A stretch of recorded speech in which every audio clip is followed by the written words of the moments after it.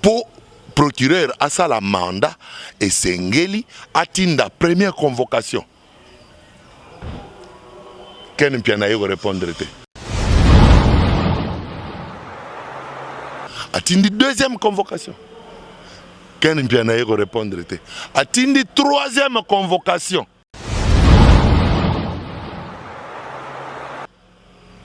Ce qui Ken Mpianaye répondre à la troisième convocation. En tout cas, mandat Zoya.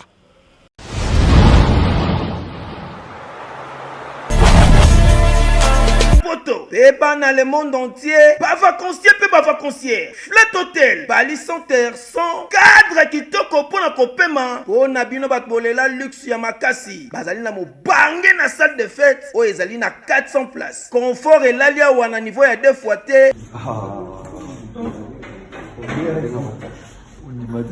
Oh, vous commis déjà? Na commis déjà. Vous en avez vos frères? Ah ouais, c'est bon. Boyana Bali Center, 7e rue. Awa ezali pour na fête Nabino Batbolela pour ça la mariage, anniversaire, conférence, collation de grades, réunion et service, toba croisade, boya ko sala awa boza mobimba. Moi si. Mobiki ici. Tata yoki kolela na yo. Na pesi yo libala. Bongo eloko nini ezangi. Na la kisaro esika okosala fête na yo. Sal ezase moko. Bali Center. Bali Center. Olobi yango. Soki oyini na botoli lipamboli na ngai. Te mokonzi na imité. Mama, na salle de fête Bali Center. Libala na yo ekoleka ndenge bayambaka Yesu na Yerusalem. Na Bali Center. Ezaka ta salle de fête ya Bamba. Na Bali Center, excellence dans la simplicité. C'est naturel. Mais au moins, il y a plan na bord na plan. Obi na yango ndenge nini. Est-ce que na muto yazo sala yango obi yazo yemba yango? Yaza na papa te ana mama te. Tango Kondo Maréchal Mobutu akangaka Kondo Luambo Makia di Franco pona Hélène na Jackie. Et ça a quitté parce que la commission de censure devait empêcher à ce qu'on chante Tshisekedi dans les chansons. Non. Nyoka longo na Kofi Olomide ba kota prison ya makala pona etuta na ye yango na yango. France, Benin Paris, Tala cadre qui toko, oh bassin libino, on a qu'on se détendre avec un pacte d'idéologie. Yangoyo, chez Djonganganda Taba, cadre qui toko, pour na koliape komela avec un pacte toujours. Oh yo abongi libino, ba spécialité à kitoko. Webak kobanda mokolo ya mardi, jeudi, chez Djonganganda Taba, ba fongola qu'à partir à 17h tu 23h. Awa spécialité ezalinde tabande tabae olien tabaya moto na kwanga ya mungwele pilipili ya kobweta suka na feeling chez Djonganganda Taba awa musale salama kitoko tunanga nini chaque week-end babendi yango weekend live, c'est-à-dire ba chanteur oyo babanda ko beta ba concert awa pona ko sepelisa bato lokola mokolo ya vendredi tozalina Suzuki Luzubu 4x4 grand chanteur de mon pays oyo akosepelisa bato na bakunga ya 2 fois te oza koyoka musique oza kolia ntaba pe oza komela pe chaque samedi tozalina animateur ya monene ya mboka na biso Congo CNN Alligator bakiselaka ye calibre 12 yende asepelisaka bato awa avec un pacte na idéologie pe dimanche sombele suka bisanga avec grand chanteur Emile alias Demingongo bakiselaka ye lisusu la voix qui cloche yende akarisaka ba chant pe aza kosepelisa bato na banzembo ya kitoko na ndenge ya 2 fois te boyoki bomoni bondimi adresse ezaka kase moko na 45 rue na commune à Paris na Romainville 93 230 to pe obengi na numéro oyo plus 33 63 54 75 181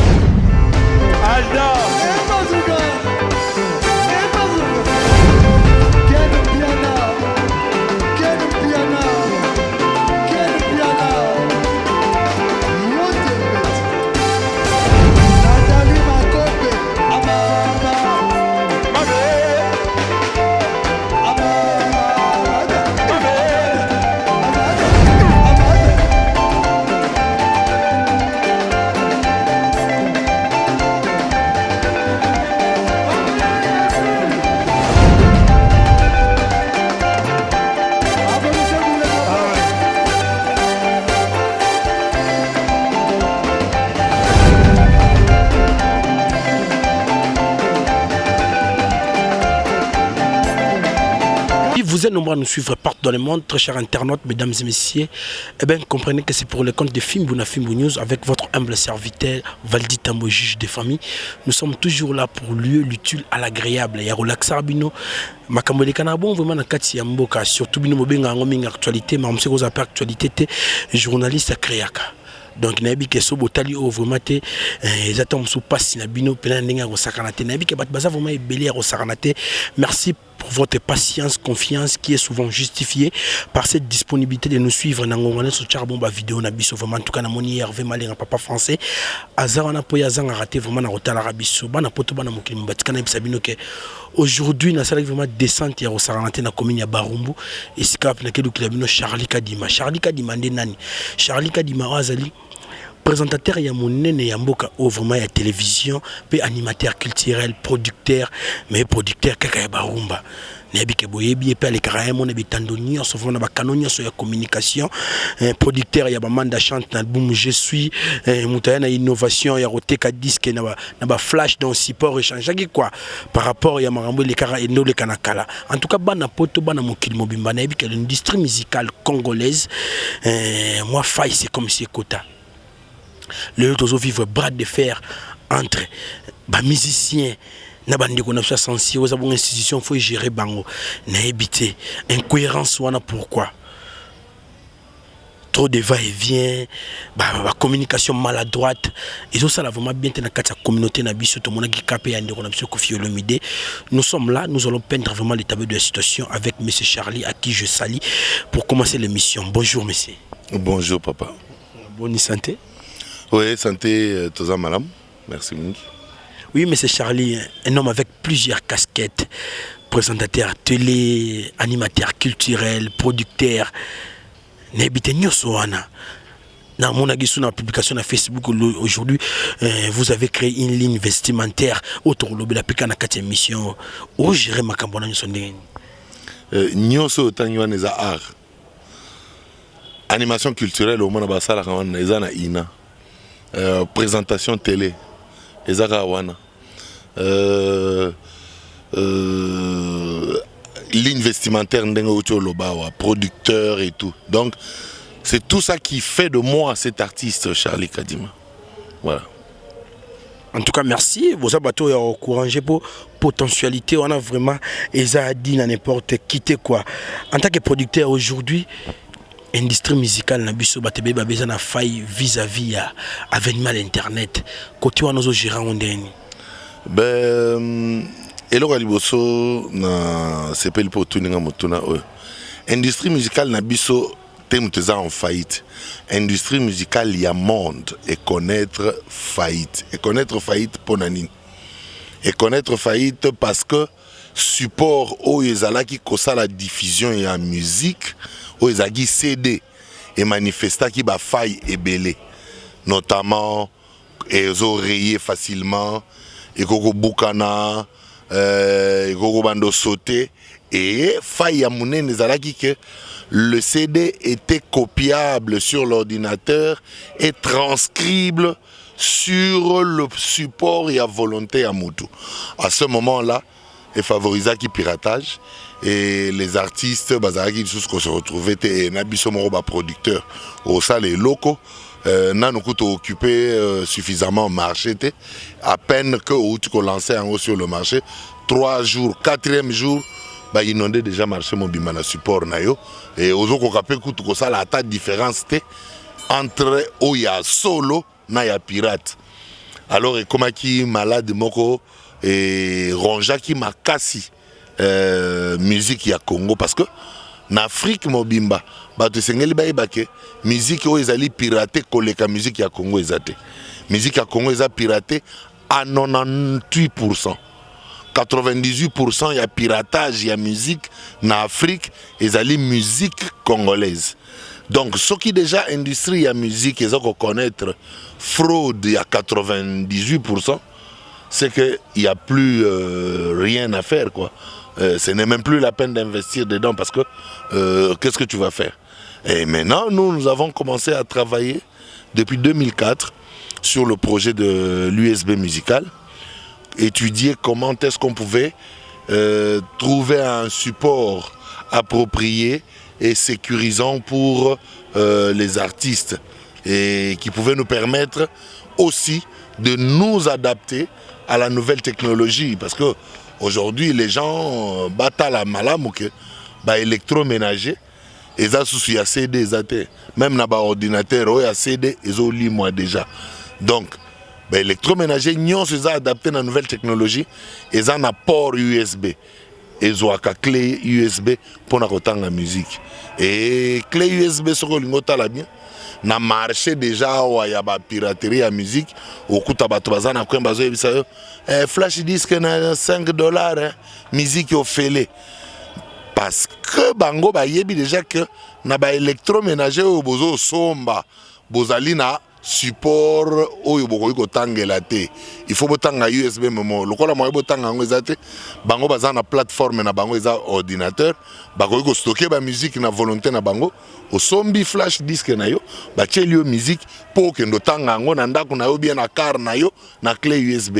Alors clé USB musicale oyo biso to bandaki déjà ko étudier ezali ko tozaki ko tenir compte ya ba paramètres wana nyonso mais tozu kaka option ya ko sécuriser donner au tien à kati pour et ça là de manière à ce que batubako quoi copier en côté comme ça artiste à se retrouver et producteur peut se retrouver donc nous dirons bien au revoir na piratage quoi adieu même na piratage.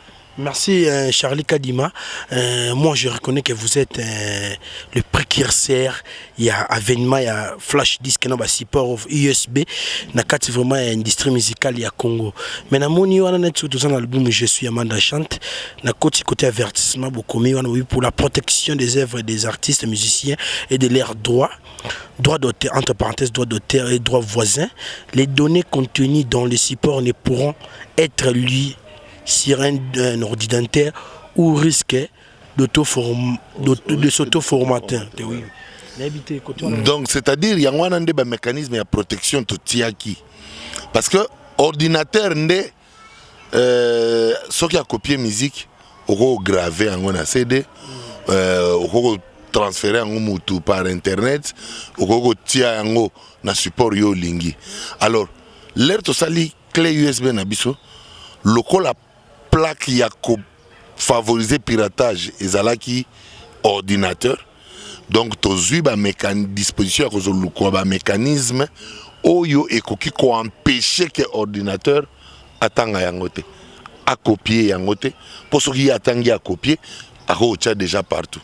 Alors ceux qui ont un ordinateur na yo lokola rotanga ete a opekisa yo ceux qui ont insisté à formater ordinateur na yo et puis à s'auto-formater yemoko.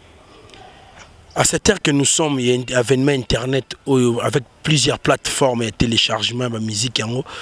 Il y a producteur vraiment.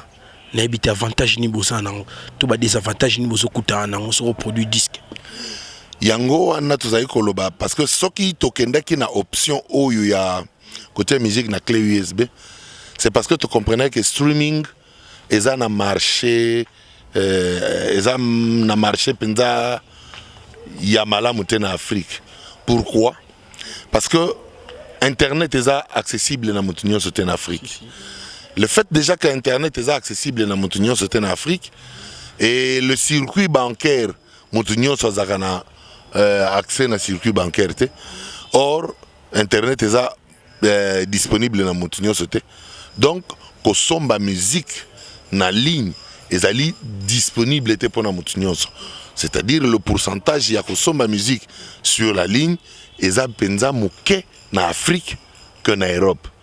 L'Europe, oui, l'internet est accessible à tout le monde, même dans des villages, dans le fin fond, il y a des villages, il y a France, il y a Belgique, au moins que bazan accès à internet. Mais biso so OK déjà comme na ma indomba connexion déjà comme mon boulot. Donc déjà quand il y a réseau kaka mobile et comme déjà difficile. Alors combien de fois il y a internet. Or batouana bazana ma indombe bana besoin de la musique. Bazana besoin de sala ba fête et na ba fête na bango il faut ba beta ba musique o ezali produit à culture na bango. Maintenant lokola internet et ozalate. Donc lokola CD kufi c'est que mbala moko batoma indombe bazaso na accès na musique te.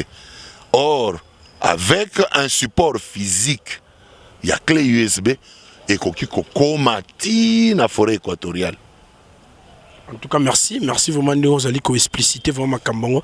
Mais M. Charlie Kadima, excepté la casquette, non, le animateur culturel, producteur, tu es aussi un artiste, un musicien, compositeur. Oui, je suis plutôt compositeur. J'ai écrit des textes de chansons, oui. Voilà. Il y a un baraté. Ah, j'aroyemba nandimité polaire tous aïe déjà au débrouiller na royemba na baiden musique wana parce que batu ba ebele ba éviter fondateur vrai fondateur ya Eden musique ezangai batu ebele ba yoka lisolo Eden musique mais bon na ba temps oyo ya koleka ba vieux na biso ba tiaki penda moi rigueur mo pona ma classe ya wana moyen ya kosala leur wana carrière pendeza quitté. Mais les textes, nous savons les écrire et nous pouvons le donner à qui on veut pour pouvoir les exécuter ou s'exprimer dessus.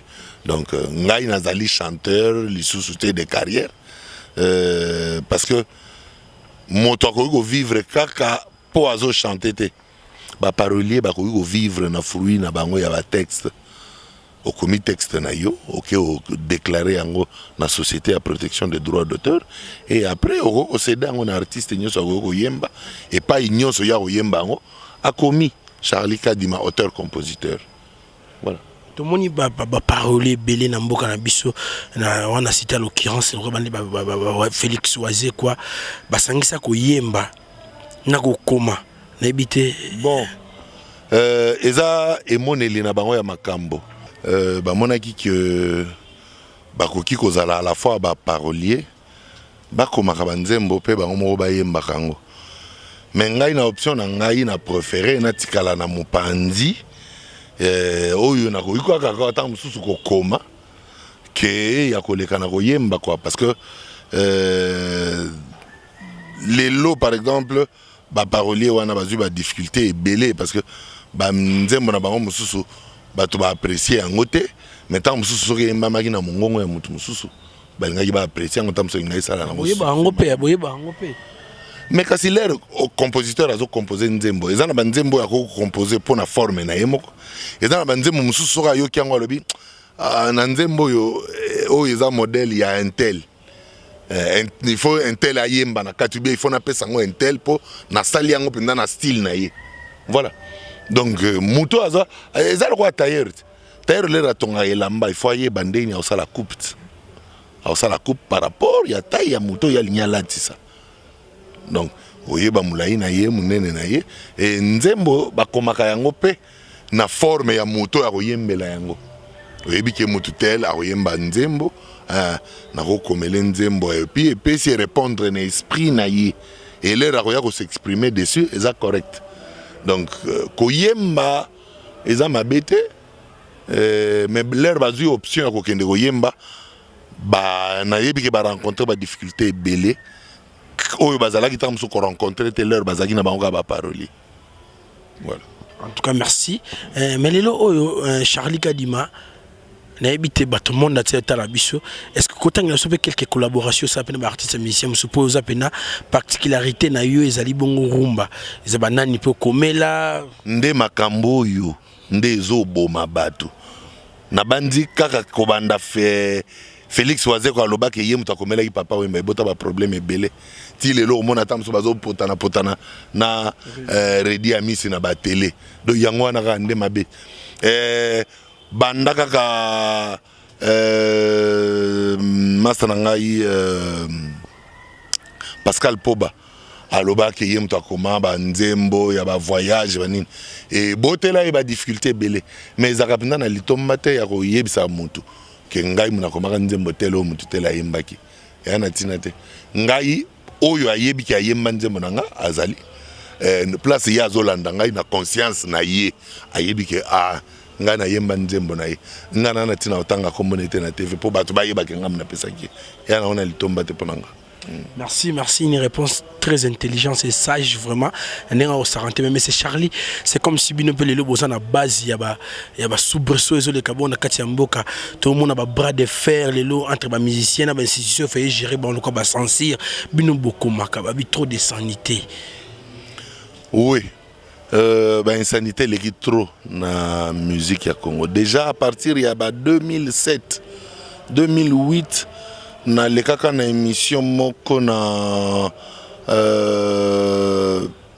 nini BRT Africa. Moto yambaka ngai zaka Rosina Dine Kabe azasko na RTNC. Pour nous parler sur l'influence de la musique sur la jeunesse congolaise. On a dénoncé déjà que la musique d'aujourd'hui a une influence na jeunesse congolaise, mais influence négative. Or, la jeunesse d'aujourd'hui, c'est l'avenir de demain. Or, si cette jeunesse d'aujourd'hui ne sera aujourd'hui orientée que dans les insanités, donc demain nous aurons des dirigeants qui vont commencer à faire l'amour dans la rue. Le bébé, hein? Ben, en fait, c'est ça la réalité, quoi. C'est ça la réalité. Aujourd'hui, bah, tu vas voir, mon attaque, les lots, tout ça, bah, Oudjana. Bah, Oudjana, bah, ça, bah, fruit, bah, na, bah, tika, moke, simekoli. Mais l'air, vous avez, bah, bah, na, tika, moke, simekoli. Vous avez, mon, bah, conséquences, n'a, mais les lots, bon, mon, qui, bah, no, bah, tika, moke, simekoli, bah, kotiti, na, balabala, bah, comme tambla, na, balabala, bah, comme tambla, na, balabala, donc, parce que, la musique, oh, ils allaient censés adoucir ba mère, ils allaient révolter bango davantage. Ils allaient tinda bango davantage na balabala. Nalanda qui artiste moussous bazole kana télé pour parler de la destruction de la commission de censure. Non, non. La commission de censure doit rester. Elle doit demeurer pour nous orienter parce que nous, en tant que Congolais, bien que nous sommes consommateurs de la musique, mais nous avons notre culture, nous avons nos mœurs. Dans nos mœurs, bamonaka bolumbu ya mamate. Dans nos mœurs, babetaka lisolo ya bolumbu ya mwasi epai ba parents bazate. Dans nos mœurs, okoki kolongola bilamba liboso ya babokilote. Mais aujourd'hui, dans de fêtes, nous vivons avec nos parents, nous sommes dans de fêtes avec nos bokilos. Eh, mais au moins, il y a plan na bord na plan, obi na yango ndenge nini. Est-ce que na muto yazo sala yango, yazo yemba yango? Yaza na papa te, ana mama te, ana bana te. Monsieur Charlie, là, vous attaquez directement à Kofi Olomide? Wana za vienanga. Petit à Kofi na Kinshasa koleka Charlie kadi mazala te. Yé moko place za wana pa yebige. Ou ya vandi wana petit nanga jusqu'au niveau ya gérer orchestre le quartier latin si mutu le Kofi asala nga confiance ko pesa nga groupe le quartier latin na yé moko na kati ko gérer c'est ka yebi makasi nini ona ko za nango pona otambusa mouvement wana mais na landaki na télé ba artiste bazali ko kende na voix wana eza voix ya malamu te tozana ba éducation, tozana ba mœurs na biso, tozana ba culture na biso et to sengeli to préserver. Tango Kondo Maréchal Mobutu akangaka Kondo Luambo Makia di Franco pona Hélène na Jackie. Et ça a quitté parce que la commission de censure devait empêcher à ce qu'on chante Tshisekedi dans les chansons. Non. Là, c'était Kofi Olomide. Ozali ko répondre na lobi ezali te nazotanga ba kombo ya ba artiste awatengai. Mais makambo nazo loba oyo bazalaki ko loba yango ba yebi. Et ngai nazako assumer ba réponse na ngai. Nazali ko loba que ezali te parce que Tshisekedi nde Mobutu apekisaki. Non. Non. Tshisekedi est parmi ceux qui ont rédigé le manifeste de Lansele. Et le manifeste de Lansele faisait l'office de la constitution de la République du Zaïre. Et dans cette constitution, il était stipulé le respect strict de mœurs. Donc ce qui est Moko Tshisekedi Moto Akomaki, manifeste de Lansele, peut épingler sur le strict respect à ma mœurs. Mais n'andimite que Yazago sepela l'air, Mbaki tout en ayango na yango. Parce que Nyoka longo na Kofi Olomide ba kota prison ya makala pona etuta na ye yango na yango. Mais Bokecho asalaki yango. Mais l'air Bokecho asali, Bokecho ezali musique et betaka na ba matanga. Et musique ya ba mongo. Et na culture mongo na musique ya matanga, c'est l'insanité depuis le début jusqu'à la fin. mais ezali musique ya kotia na studio, kotia na support pona koteka na bato te pona kovulgariser yango. Non. Soki alingi moto alingi asala musique po babetaka yango na ba boîte de nuit, tant mieux. Soki alingi asala musique po ba oyo bakoyokaka yango bayokaka yango par exemple na ba club de nuit, très bien.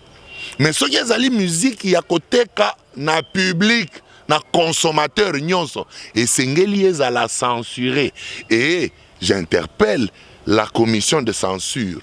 La commission de censure ne doit pas censurer les albums en aval. C'est-à-dire qu'après que l'artiste ait enregistré, ait déjà dupliqué et veut mettre sur le marché, et puis ainsi à lancer même bah, clip na promotion à télé, et puis commission à censure à y pour na quoi arrêter. Non. Il faut que l'artiste, avant même il y a sa produit sur le marché, pendant que Azan a studio a mis en la commission de censure, de manière à ce que lorsque la commission de censure va reprocher certains textes qu'il ait le temps de corriger les textes.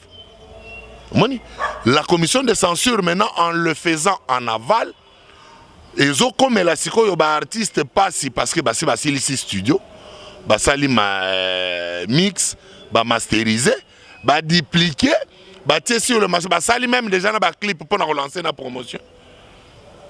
Alors ici il bandi le canal télé et l'équipe peut-être 1 mois, 2 mois, 3 mois après commission en censure à yego le balobi, toujours suspendre diffusion en Nzembo Songolo pour les agir na insanité.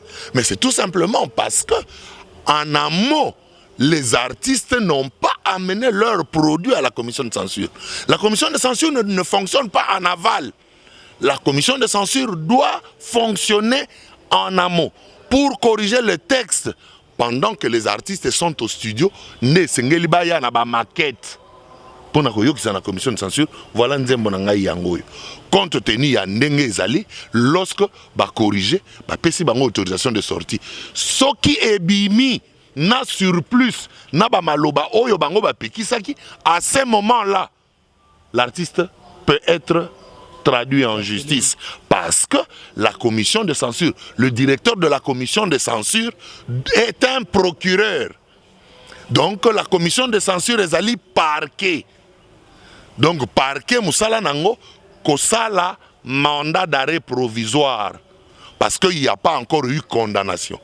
Mais le col ezali parquet azali na droit ya ko établir map ko mapé moutou, c'est-à-dire arrêter quelqu'un provisoirement avant que ba paie sa condamnation à moutou wana na tribunal. Donc okanga moutou oyo a violé loi, accueilli à l'encontre, il y a ma mœurs, il y a culture, il y a Congo. Et ça, infraction. Oui, merci, M. Charlie. Et c'est infraction, comme vous l'avez dit. Mais la procédure où nous avons vu tous sur la télévision, Obamemela Kofi Olomide en tant que patriote. Justement, en fait, l'exécution, ils aura toujours dans le débordement. C'est ça le problème. Parce que c'est lui qui a même rédigé ce mandat-là, en les envoyant sur terrain, ce n'était pas pour qu'ils aillent faire ce qu'ils ont fait sur terrain.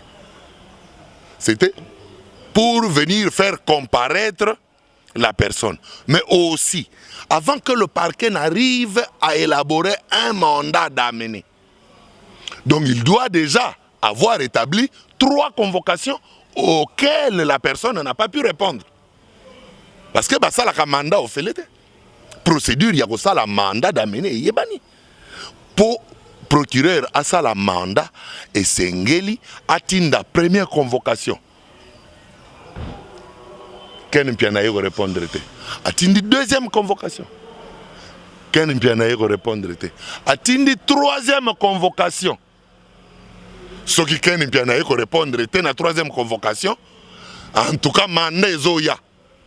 Oyelandi za mandat d'amener. Puisque nul n'est censé être au-dessus de la loi, c'est la loi qui doit venir chercher la personne afin de le faire comparaître devant la justice.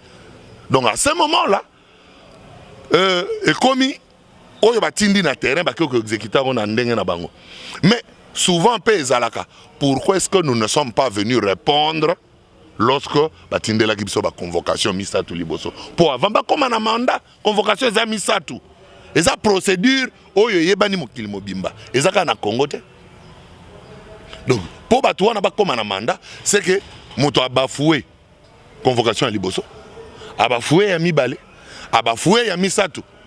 Et maintenant, la justice doit faire ressentir la loi. Elle doit faire exécuter la loi de force. À ce moment-là, il y a établissement d'un mandat d'arrêt. Et lorsque le mandat d'arrêt est établi, maintenant, quant à celui qui vient exécuter, ce qu'a sali excès des ailes, ce qu'a sali abus de pouvoir, et comme il y a une infraction individuelle, il y a abus de pouvoir. Et il y a une infraction, il y a parquet. Parquet a établi un mandat conformément à la loi pour faire venir de force celui qui ne veut pas venir répondre à la loi. Voilà. Est-ce qu'il y a des gens qui ont Congo Kofi Olomide qui décerné bon les militaires qui ont ordre national n'est pas inazali kolobate moto akei ko exécuter. D'abord, même je reviendrai même à celui qui a établi le mandat. À ce moment-là, il doit faire un mandat de comparution parce que Kofi Olomide est dignitaire national. Lorsque le président honoraire Joseph Kabila Kabange a pesaki bango ba médaille, donc a élevé ki bango na rang ya ba dignitaire. Oyo ba kokili susu koya kokanga n'importe comment te. OK? Donc soki ba pesi ye médaille na bandi kutu leur ba pesaki baninga ba médaille yango nyonso Viera Mbagi libanda. L'air aye koya akenda ti na chancellerie des ordres nationaux pour recevoir médaille de mérite naie. Mais ce qui oyo apesi ye médaille de mérite wana azali chancelier ya ordre national. Donc Kofi Olomide a commis dignitaire, non? Pona kokanga toyebi na l'air ya Mobutu pona kokanga mutu azali détenteur ya azali chevalier de ordre national de Léopard. Ezaki il faut présidence de la République. Mais justement, c'est pourquoi aujourd'hui, par exemple, Nabokondi ya Sikao ya Fati, et Sengeli Bazongisa, ba emblème oyo ezalaki ko désigner ba mapango ya ba dignitaire. Parce que na régime uto le Kabila bien que bazali ko décerner ba médaille, mais liboso ya lopango ezalaki na eloko ezo lakisate. Et na ba kondi pe oyo bazali ko élaborer ba mandat pona kokende kokanga batu. Baye baba nani bango bazali ko tinda ba mandat ya kokende kokanga. Ba dignitaire ya république bazali na kati. Est-ce que bakanga ka dignitaire ndenge wana? Non. OK? Et les lois na ba réseaux sociaux ango ekomi belé. Bokangi mutumbala moko bo filmer boti comme ko tamsa na ba réseaux sociaux. Quelle intention c'était pour diffamer la personne. Ya connuire. Na rang ya Kofi Olomide bokoki ko publier biloko na ndenge wana te. Même si bakangi Arkeli. OK? On n'a pas vu comment est-ce qu'il a été arrêté. Pourquoi? Parce que ça importe étendard. Il y a culture américaine. Même si à sali eloko oyo loi il faut kanga. D'ailleurs, eloko bazo reprocher na Arkeli Zanine tentative ya suicide. C'est-à-dire, il a voulu se tuer lui-même. Mais bah yeko mona ki alinga ki ami bomite donc ba benga ko tentative. Pe loi e kangi e po alinga ki ami boma ye moko. Donc, kokanisate ke loko lozo vivre na vie. Oza na droit ya komidi mbikasinga. Te soki to kuti yo to kokanga yo parce que vie na yo izo dépendre na l'état. Donc, ndenge moko lelo kokende kokanga Kofi et sengeli procureur atala nanu Kofi azali nani azali dignitaire oui azwa médaille na chancellerie des ordres nationaux oui médaille azwa ezali médaille ya rang nini na rang oyo azali pour élaborer un mandat il faut recourir na chancellerie to recourir na présidence de la République to recourir na instance nini pona kosala que babengisa ye liboso ya justice. Oui, merci, M. Charlie Kadima. En tout cas, Hervé Malengaza, on a d'autres ambitions, Malembe, Nana Chamami, Bimote, mon papa, Dadi, pourquoi pas Igor Makalamba aux États-Unis, les célèbres Njula qui se respectent, Nande Gonaïs, Naïkan de Safnat Panea, le cash permanent. M. Charlie, très rapidement, et là, on a encore reproché par un grand frère, grand mopao. Te ko reproché hier na ndimité moi na muka reproché ka mukolo te mais moi na muka ko pesa ndé conseil na mukolo conseil na opesa vieux na ngarambo ezali que vieux ayebake azali patrimoine lelo azo déjà comme benga ye moko légende alors na légende oyo azo comme déjà légende ayebite na culture na biso tozana ba culture na ba mœurs na biso ezali na biloko mosusu oyo tokoki koyemba te tokoki kobina lolenge tokoki kobina liboso ya bato te tozalaka kobenge kala le réparateur de cœur brisé. Le réparateur de cœur brisé parce que il arrivait à penser nos blessures de cœur par rapport à ba texte naye. Alors ndenge bandi ko kende wana babanda ko interpella kaye babanda olanda ye babanda kanga on dirait via comme pesa raison na bato yo ya kondanaka na je crois na Dieu voit tout pona kolobake bazolo ba nangai pe balobaka te na kamataka nzembo ya mondele pe na bongolaka na mangala azwa même vieux Gabin Tembo président Gabin na pesi mbote pa azali azwa ye en témoin. Et les lots viennent na ba texte na ye akoki ko se rabaisser ti na niveau oyo ezali ko kende ko toucher sensibilité ya batu te soki akomi ko toucher ti sensibilité ya batu ndenge wana ekomi ko pesa batu wana oyo ya betaka lisolo na nzembo raison ekomi ko lakisa ki on dirait po muto ndenga yemba lokola ba nzembo lokola ba diva. Texte lokola soki olamuki okokuta na ntongo na porte ya lopango ya baboti bayo motema na ngai na nkasa ya Kongo bololo na yaki obonzela yo eza banzembo ba texte ba forme oyo lelti lelo soki na luki yango na banzembo ya bato ebele na omona ngo te. Donc vie azaki na plume oyo ngai na yebi ke plume ya vie wana eza na touche ya kosakana te. Mokili mobimba babenga ye le réparateur de cœur brisé. Diva bien-aimé, laissez-moi t'aimer. Yoka nzembo nanga ya bolingo. Kolula eleki ekomi okoma lisumu. Mosuni ya moto soki baliaka bilei. Nakoma kanibale nzambe alimbisanga. Nalia oya yo mpoyo na ngai. Tokoma nsuni moko. Lokola mama na bebe na ye na zemi. Oya diva ye longwa kana ino na mpongi fungola motema na moto ya lingi yo koleka nyonso tu nini oyo sali ngai bolingo ekomi okamola ngai makila na molema. Là on reconnaît Kofi le réparateur de cœur brisé. Pour animateur moko aye o maçon con maçon fou maçon mais via za mutu fo aye c'est master maçon con na yo na maçon fou na yo wana bomba ona no libanda awa lukela biso makambo malonga po ngai naza intellectuel ya ba musicien comprendre nazali musicien aza universitaire nazali ko détenir titre académique mais nazo sala musique po ezali art. Et ko pesa lokumu na ye moko Kofi pe ko pesa lokumu na culture ya musique ya Congo na landi extrême moko alekaki na TV5 Monde bayambaki na journal télévisé bazongiseli extrait ya Nairobi o ya makambo ba refulaki Nairobi na ya mwana mwasi wa betaki na aéroport.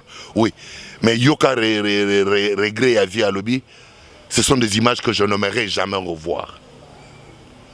Donc, c'est qu'Azali Moutou, Azali n'est pas eu de fois à se remettre en cause. Donc, Lilo, Toye Bakoye Bissavie, que Viens Nabiso, na petit na yo Charlie Kadima, na lingaka yo fort, ba œuvre na yo, na répertoire yo zanango ya ba chef d'œuvre, na mona mutu na ko comparer na yo te. na lobakango na ebisaka bato. J'ai toujours été fier de toi depuis yoyebi. Depuis.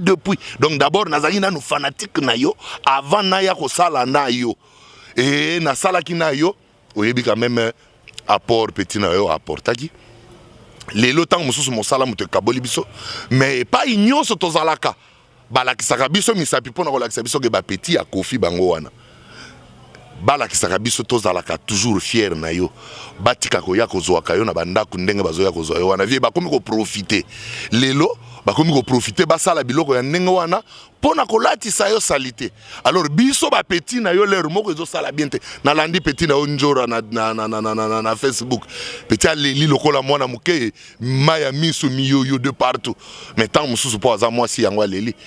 Ba moni ya leli metam mususu ngai petit na yo Charlie na lelaki metam mususu mayeba mona maya misu nanga ezate awa nazali kolobeza lolenge na ngai ya kolela pona kozongisa kaka tang mususu vie na ngai na mwa nzela kopesa ye conseil aza kuluta mtu abwanye ebele mtu amayele ebele na ndimi tenge na ba mission ya Congo lelo mtu amayele a réfléchir saka lokwa ya confiance. Merci monsieur Charlie, merci surtout pour cette communication de compassion et ça lui pena bien ko saranate pour c'était vraiment un morose ya saranate comme on a quadracora na itawana vraiment ça a créé vraiment la mélancolie na kati ya communauté afro-congolaise. Charlie Kadima un dernier souci et qui crée une dernière préoccupation, c'est celle de savoir les oyo dans autant la télévision abisso avec l'avènement il y a télévision numérique terrestre en sigle TNT. Les autres quotidien na monde wana ba Canal Plus wana au monde kuna ba chaîne de musique et belé ba trace urbaine ba trace Africa musique américain ezo laksamana air nyoso ba clip na on a que yo moko yebi au mona musicien beta basi ba saint fessé na habite côté un peu na culture na biso sans cire ya côté on ezate. Mais justement aujourd'hui nous na culture congolaise qu'on a ça la clip ya beta moi si ba fessé ezalate. Est-ce que lokola ba américain bazali ko sala yango puisque ezali admis na culture na bango et sengeli biso peto admettre yango pa na biso nandimité est-ce que lokola lelo TNT ndengo zo loba et comme ko permettre biso totala ti ba chaîne ya mindele o bazolakisa basi mutakala est-ce que il faut RTNC na ba antenne a e banda olakisa basi mutakala nandimité c'est-à-dire mboka na mboka ezana mobeko na yango. Moto ya sombi d'abord ba chaîne wana ozomona kezali ba chaîne ezana ba bouquet et na ba bouquet sengeli moto asomba décodeur pe azwa abonnement. OK asomba ka carte a renouveler ka abonnement mensuel asomba décodeur. Mais est-ce que moto nyonso azana téléviseur ya décodeur? Non.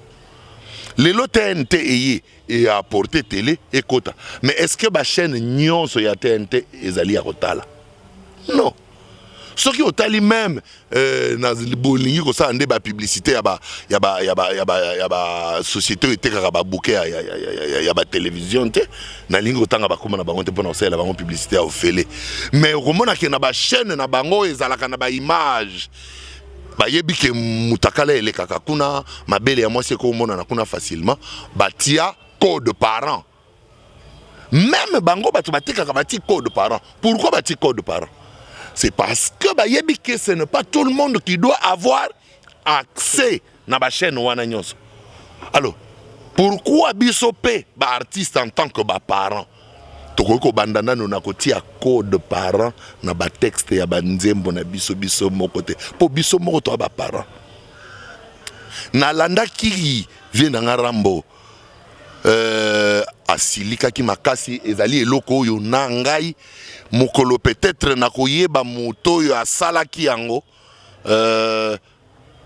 je lui réglerai son compte sans peut-être que Rambo a intervenir à Tamuke azaki na regret ya komona ndenge ba publiaki vidéo moko oyo ya sepela ki nango te na linko zonga histoire sur vidéo wana te même ngai moko na ko reglaka ba compte na moto ya salaka vidéo wana ebima Soko na yebiye, même si Kofi ne me donnera pas la permission. Moi, je le ferai. Mais ce qui vient à Zali na ba regret ya komona ba vidéo ya nengwana. Mais à la peine à regret ya ko yoki sa batu ba texte oyo batu ba koki ko sepela nango te na matoi. Voilà.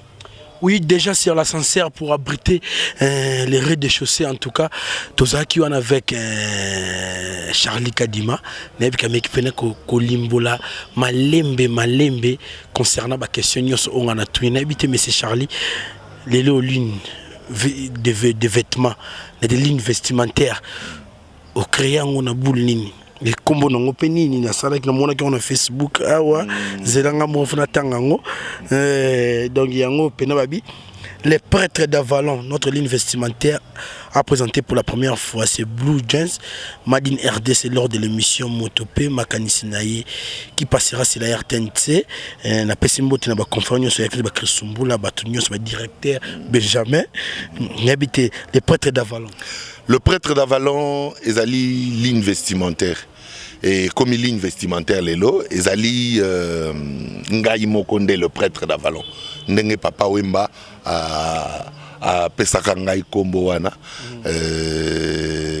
En fait a vulgariser ki yango, est ali titre na Ngai. Et pour na ko immortaliser Kombo yango.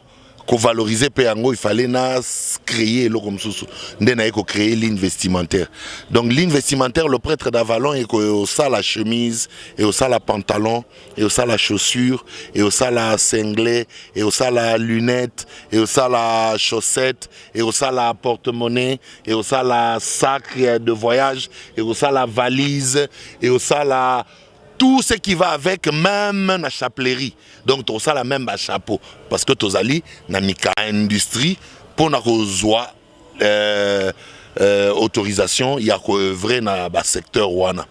Mais pour l'instant, banda to sala yango et les sengela qui est bima na 2015 ou 2016, mon te fallait présenter un Ozaki Papa Wemba, que son âme repose en paix. Kaka l'heure to sali déjà défense nango partout na mikili ya poto leur biloko est commis j'ai beaucoup la daye yango na regretta kana bivia daye avant trop mango ko to grand prêtre mais akenda ndemo avant trop et yango wana to sursoya ki yango moyen to lancer yango ezaki nante.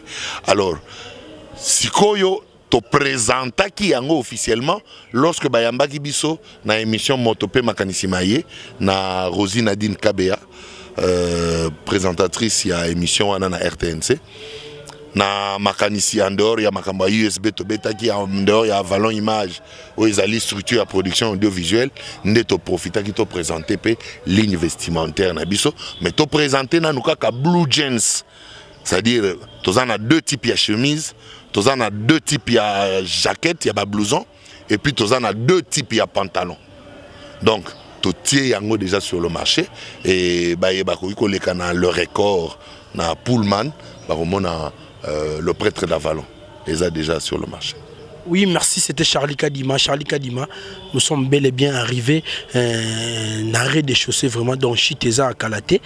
N'habité une dernière communication par rapport à Nyos Tolobelia à numéro de contact, sope ba salutation Zali brièvement Ezwata 30 secondes.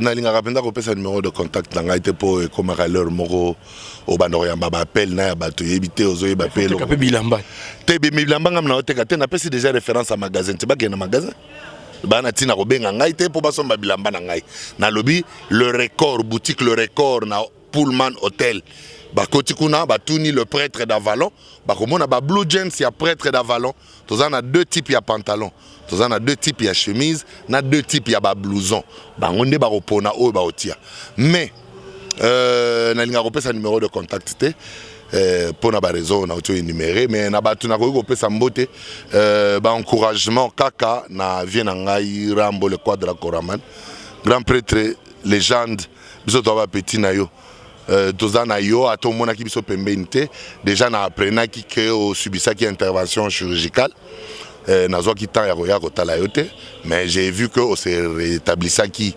malamu et na makambo uti koleka ya ba arrestation et ainsi de suite na motema na yo na mayele no ya mulai na yebi ke okotala ngo na lisu moko ya pamba. Voilà quoi, et pas yozali courage biso ba petit no toza. Voilà. Oui, merci, merci. En tout cas, nous sommes bel et bien arrivés à la chute de notre mission. Merci à vous tous aux qui vont connecter, brancher pour nous retourner à la biso. Je salue l'assistance Yandegonanga Don. Donc penabana ya kitambo ya solo na yemo ken pia na makizembe. Merci na banyo so bazali ko sunga biso partout dans le monde. Na yebike communauté congolaise moi qui mutema bola mo penezali. Na yebike batu bazé belé au saranate na chamami motema papa Dadi. Là je vois Nadège Doubale depuis Chypre. Pourquoi pas hier vraiment les papa français banyo sona celui qui était derrière la caméra dans le staff technique Crisco Louvandi. Bana poto bana mokebo bo santé bo s'abonner massivement pour makambo vomezali ya kosola biso na bino. Merci. Alda